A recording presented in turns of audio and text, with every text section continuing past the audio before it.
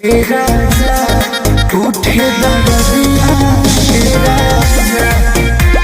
Hello hi everyone, welcome back to my YouTube channel. हमारे YouTube channel पे आपका स्वागत है। हम दोनों फिर से आ चुके हैं न्यू रिएक्शन वीडियो के साथ। आज का वीडियो बहुत ही बवाल, बहुत ही धमाकेदार होने वाला है। जो सॉन्ग है दबंग स्टार खेसारी लाल जी का, तो उस पर हम लोग रिएक्शन देने वाले हैं। सॉन्ग का टाइटल है दरदिया। तो बहुत ही जबरदस्त सॉन्ग है। तो चलिए हम वीडियो को स्टार्ट करते हैं। वीडियो स्टार्ट करने से पहले मैं बता देता हूँ, मैं हूँ विकास मौर्य। तो चलिए हम वीडियो को स्टार्ट करते हैं। वीडियो अगर हमारा पसंद आएगा तो प्लीज़ हमारे चैनल को सब्सक्राइब कीजिए और वीडियो को लाइक कीजिए। कमेंट में आप जरूर बताएं कि हमारा वीडियो कैसा लगा। चलिए हम वीडियो को स्टार्ट करते हैं। लेट्स गो।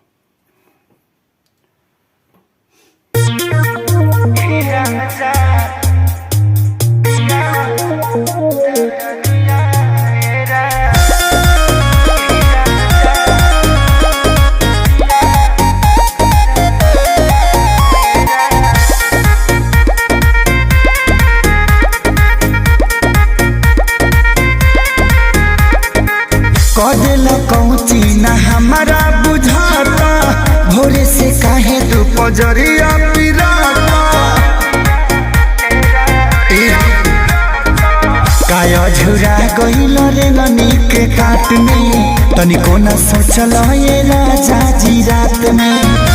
चली दी हलकास के बरदिया ए राजा, बरदिया ए राजा, उठे दरदिया ए राजा, दरदिया ए राजा, उठे दरदिया ए राजा।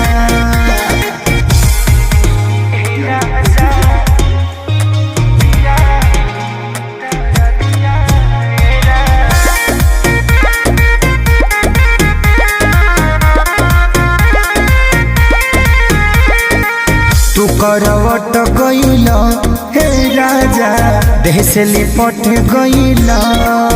हाँ झूठो के कइल चिरहुरी बना, देहिया में सट गइल।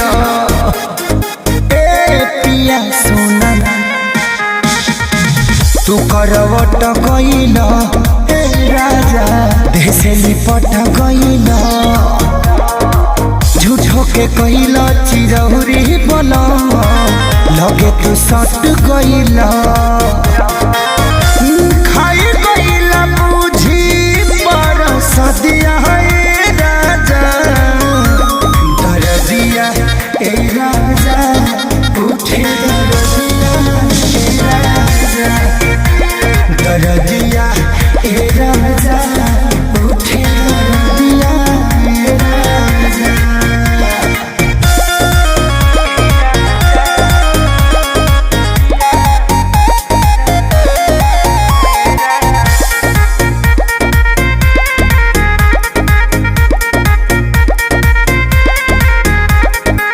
भैल बेहारा बनम हे पिया, कैल न दादा बनम। हाँ कसले लकोरा में मेरो दैया, सुन खेसारी सरगम।